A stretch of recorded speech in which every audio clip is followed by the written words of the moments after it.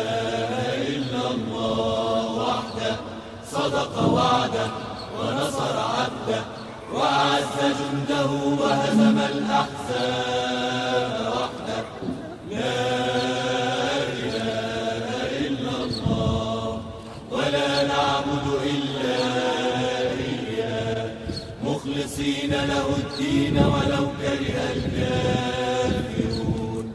اللهم صل على سيدنا محمد وعلى آل سيدنا محمد وعلى أصحاب سيدنا محمد وعلى أنصار سيدنا محمد وعلى أزواج سيدنا محمد وعلى ذرية سيدنا محمد وسلم تسليما